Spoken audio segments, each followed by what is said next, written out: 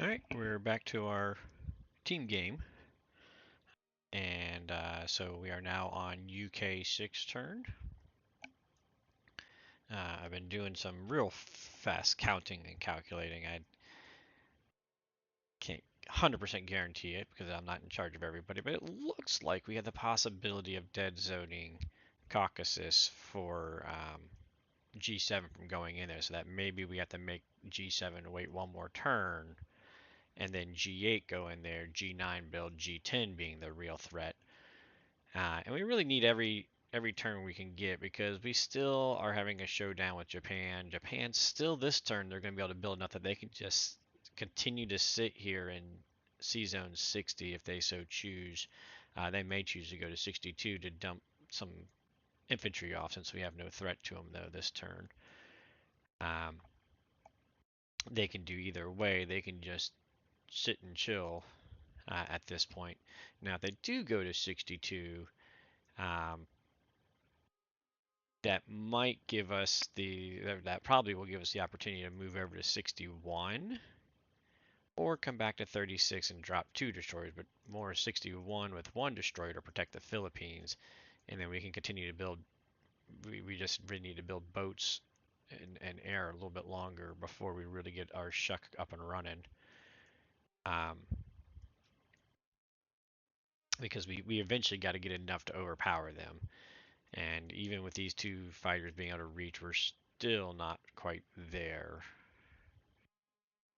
We're close. We're close. I will say that it is a close um, to dead zoning it, and we could we actually have the odds on it, but it would be very costly. Um, I want to say it was like negative 70 IPC value. So although we could clear them at like 60-70% chance, it'd be a very costly gamble. So I don't think we would really go for it yet, but it is definitely something we gotta start thinking about. So, all right, so UK's turn here. So Germany, one good news is, the bad news is Russia tried to do a strafe on the units and the AA they had here and actually took it, um, where they ended up killing all 3 infantry and the AA and just and they lost 2 infantry in doing so, and that left them with 3 infantry and an AA and excuse me, an artillery just sitting up here with his units. So thought it would be an easy wipe for Germany, but Germany attacked with 4 fighters, 4 infantry versus the 4 units. That sounds like that should be a high value battle, but dice were in our favor as they ended up losing 4 infantry. We lost 2, so we lost 4 infantry, 4 Russian infantry. They lost 4 infantry, and I already forgot what I said over here. 7 infantry and an AA. So that's a value positive exchange for us. So yeah, happy about that. All right. So unfortunately, the U.S. tank infantry trying to kill their tank, the tank took them both down. At least he cleared them. Good news is we did get a transport built up here, so he can come take Morocco and hopefully start walking guys there, so that the UK can focus on getting these up here to try and start limiting Germany's income a little bit. And we got our fighter cycle up and ready to roll to start cycling fighters in. We don't need any extra here, so this fighter can come over to India to help put pressure on the C Zone 60-62 battle. Like I said, it's still not enough to overcome, but we may, between the other 2 fighters coming down and building even more, we may be able to get to that point of enough pressure down here.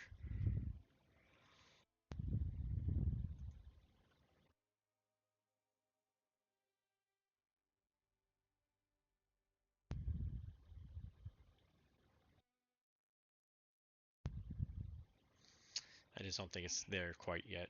I was just re-looking at something if I built fighters down here, but I'm going to continue to build fighters. I want to continue to build ground down here if I can. So we are. So I'm actually going to put 2 artillery and a tank down here because I do want to make sure we keep Burm a dead zone. And he has, 8 ground units sitting here, and technically he could sacrifice as many transporters as he wants to dump into Burma at some point. So I need to keep that there. I also want to be able to move a person back to potentially trade Caucasus if they don't stack it, Germany. And the tank in here, I went with the tank because UK6, UK7, I can go here again if he doesn't stack Caucasus. And then UK8, we can run the tank into Moscow for an extra defense. So, for G9 or G10 or anything along those lines. So, it gives us a little more mobility um, in the area. The other positive, this transport now can come down here. He's out of reach of the bomber and the fighters, so we can work him starting to come on over this way and try and grab in some these guys and get them off the islands and make them useful. All right. So all that rundown, not a whole lot of action, I don't think, this turn.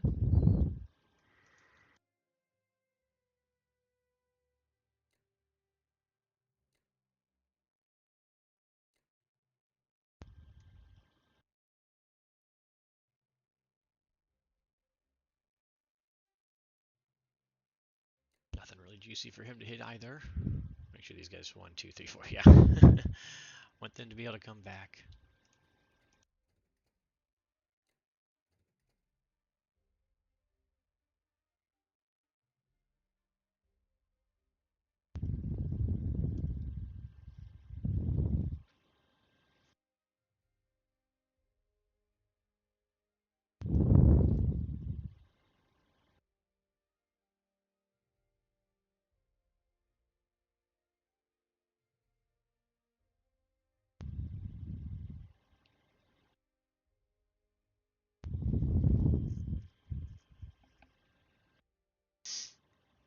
All right, I think I'm going to do it this with just the 1 infantry. Um,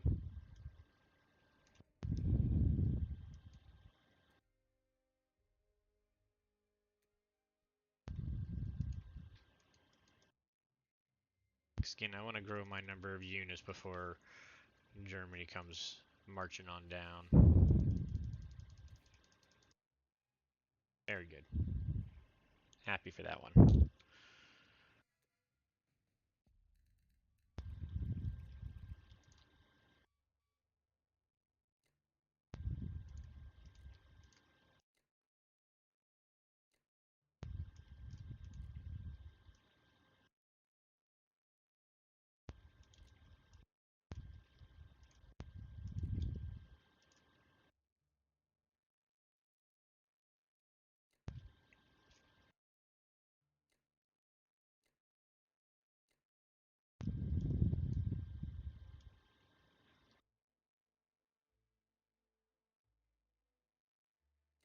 Go ahead and put them here because he could do a grab and snag if I need to, work around type deal.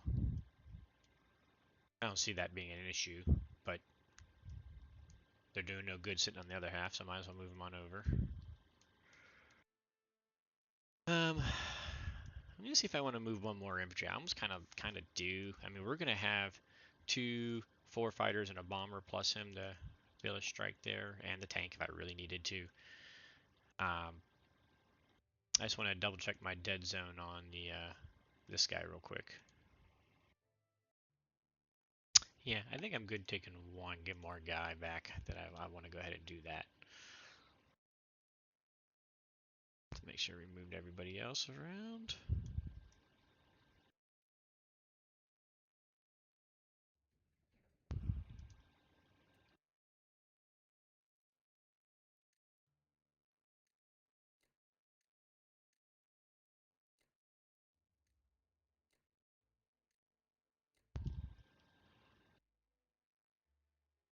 We got 4 fighters ready to go next turn in there.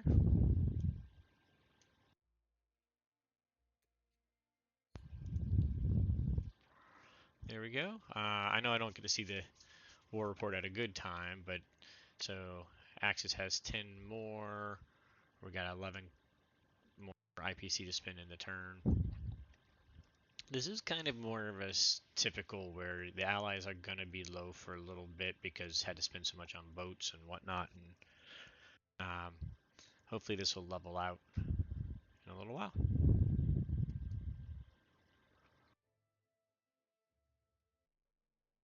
Okay, so we are jumping over to the 1v1 game where we're in round 8, US's turn.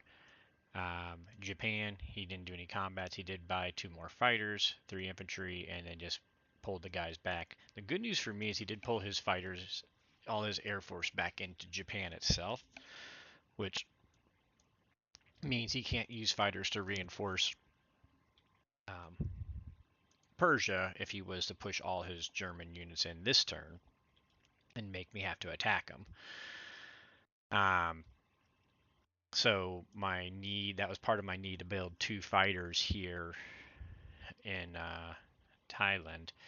Um, in order to have a reasonable stack of Persia, really kind of a 50-50ish stack to be perfectly honest, of Persia against the G10 attack of 2 bombers, 4 um, artillery built, I do need to build at least 1 fighter. I really would like to, but I also need to get another carrier in the ground. I mean, so the good news is we got all these fighters, right? So we got plenty of fighters for carriers, and we do got to acknowledge the fact that he is growing his air force here, and we would like to come up and be able to move our fleet up into 61 at least, especially with these guys here. And we can always build, an extra, I'd get up to 6 transports ultimately for US, 2 all just directly pulling these, 2 here, 2 here, shucking directly from 61 to 47. That's what I'd like to see happen eventually. But Persia takes priority right now. And in order to be able to do this, we'll have to protect C zones 61 and 47, as well as 36 or 35 for the UK. That's why we built that UK carrier, because I do want to divest into 2 fleets. Since we got all these fighters, we're going to try and give our transports some maximum mobility with coverage as we can. So that's the plan here. So I do want to go ahead and build a carrier and a fighter for here. So we'll get 1 fighter, 1 carrier, and then as you see, we got 9 ground troops. That's 7 going into here to eventually be shucked. 2 more going into here, so we can just keep shucking 10 to 23 for right now. I thought about, taking one of the guys out here, since I got an extra guy here that I'm not going to be able to transport now, and next turn I'm probably going to have to use all 3 of my transport to C zone 34, and so we're going to miss this chuck anyways. So I kind of thought about building a destroyer over here. We're going to have to build some US ships eventually here, because he's going to start adding up bombers faster than UK can probably build, especially since UK has 2 factories to fill right now. Well, 3 if you count the transports trying to do a little bit of damage. So, but I think I get an extra turn. Like I said, next turn on US9, I'm probably going to have to use all 3 of these transports to C zone 34 to get the Persia stack that I want to have, assuming he just plummets in. I might not be able to use all 3 because he'll need to use some ground to kill my 4 infantry here, so he's going to have to divert some infantry or just risk an all-out tank blitz on it, which I don't think he'd do that. So I might be able to skim off 1 or 2 transports to stay over here shucking, but we're going to have an inefficient shuck, which means if we got a inefficient build over here, which means we'll have extra IPC to spend next turn, that we could probably build a carrier or destroyer or something going on over on this side of the world for the US. So that's going to be our build. 9 infantry and a carrier and a fighter.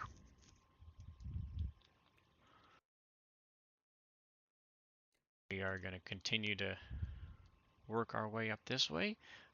G-Bomber can't take a cheap shot on my AA, so that's nice. He did march out of here, so I am going to put 1 infantry Russian infantry here, just to not leave a 2-point thing that Japan could build an inland factory on, because once we bail out of here, it's free. And I want to prevent Japan from building an inland factory if possible. So we are going to take that one with an infantry.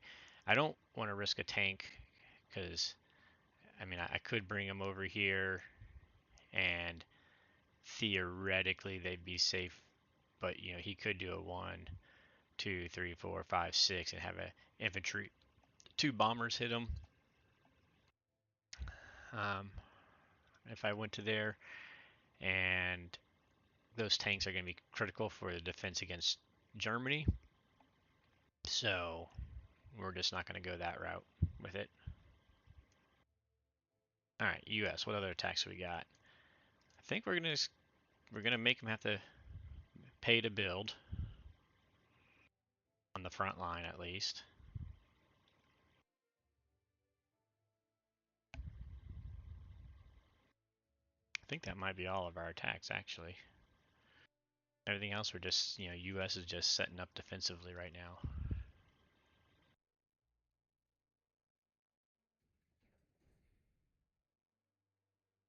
Let's see some 6s.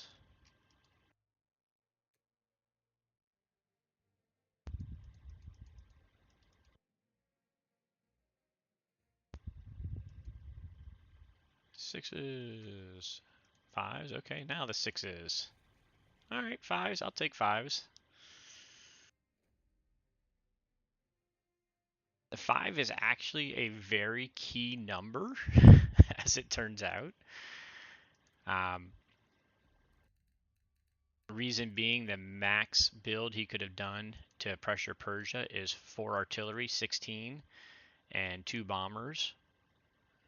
To make 40 IPC he needs to spend, and he has 44. So 5 takes him to 39. So that actually worked out. Bonus. All right, let's march, guys.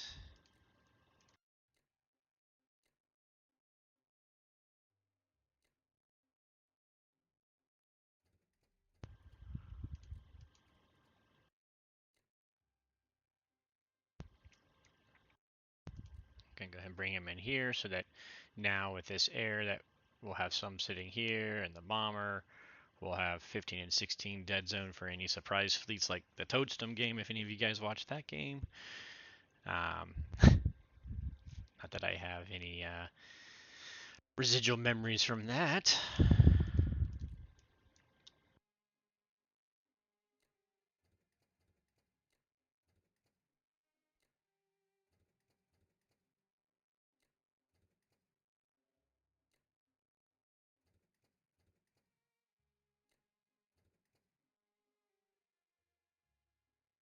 Alright.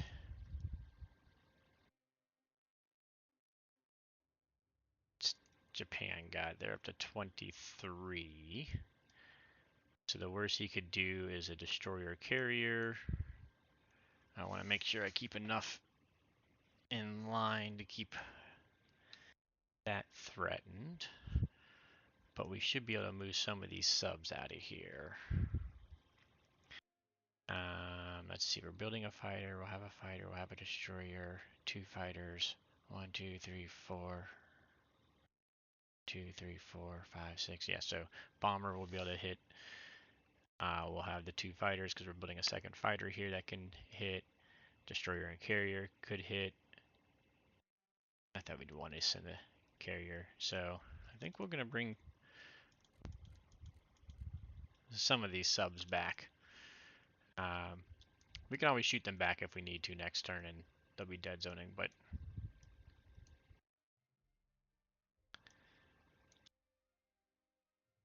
you know, at some point we gotta be very careful of a possible sea lion, and so subs are just really good at dead zoning sea zone 5, so we're gonna start shipping them on up that way. I mean, the UK themselves are doing a good enough job there, but we gotta keep planning, keep prepping. Okay, fighters. How many fighters do I need back here? Let's see. What do I need to defend from Germany? 22, 36, 9, 41 units. 35, 36, 37, 38, 39. So we're probably going to need like 5 of them or so.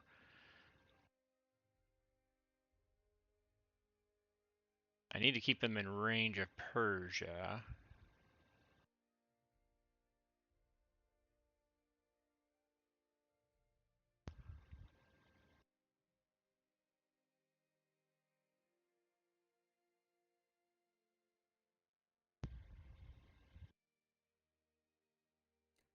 I think we're just going to keep them down here. I'm going to double check my math, make sure we're okay here real quick, because I don't want to do something silly. So yeah, that looks like that'll be enough of a dead zone with all of Russian, or excuse me, stack with all of Russian units coming through.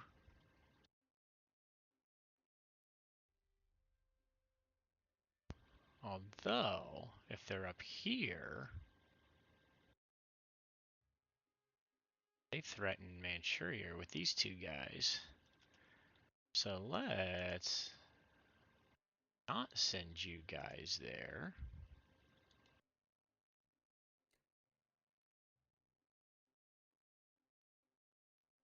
Still threatening, so you're good there. Keep you in safety. 2, 3, 4. So that helps with some dead zone space there.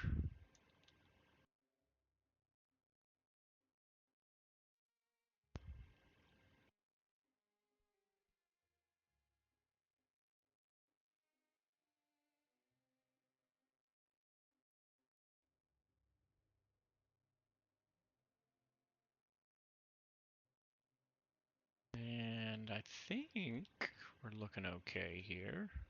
Just trying to think if there's any other reason that they'd be more beneficial down. We're gonna have our 2 fighters here. They can go 1, 2, 3, 4. They can reach C zone 36, which is a key one. We'll have our 2 fighters here that could land in any of these if I needed to build over there. So no, I think they're better off here helping threaten there.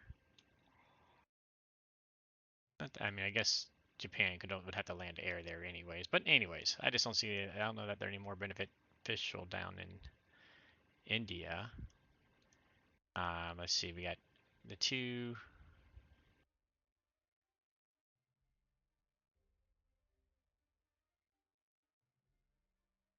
I guess maybe 2 down here to match the other carrier, so it could just go. They could go wherever the carrier would want to go. Maybe we'll do that. We'll move 2 down just to pair with the carriers.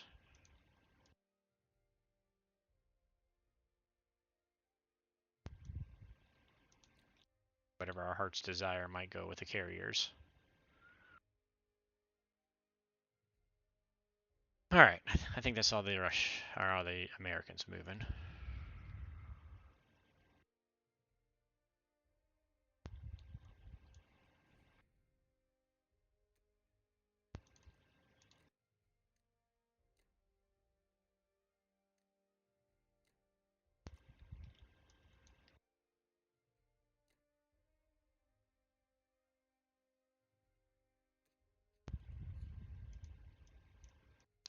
This is easy. We want to just make him work the hardest we can to take it. Like I said, it means he's going to have to divert some infantry this way that aren't going to be putting pressure on Persia. And that keeps my US transports free if possible. So easy build. Our only attack is going there. I know that does give Germany 2, and it gives Germany 2 more longer. But I prefer just not having inland, not have to worry about Japan and turn orders of. It gets really annoying with turn orders down here. If Japan at least doesn't have any infantry down here or ground units, then I just have to worry about the air.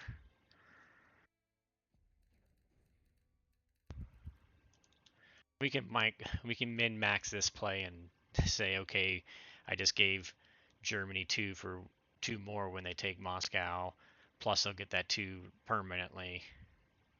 Yeah, I don't know. I'm not gonna min max it. just going to do it.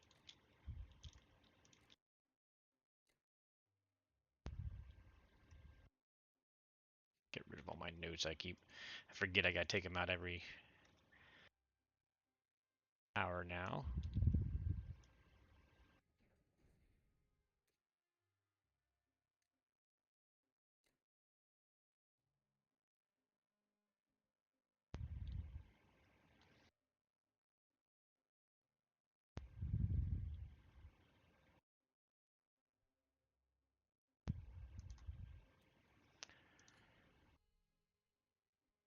There we go. There's our stack that we're going to get into Persia, and we're going to just put a Persia block. And this game, because of the UK factories, Africa's that much more important. So that's why I needed a dead zone the med so that doesn't pull a toadstorm on me. And if I can block Persia, then Africa's blocked out, and every turn I can block it, and it may be permanently, but every turn that we can block it, we got more US troops just building up in Africa here. So, um, feeling pretty happy about that side of things right now. All right, there we go.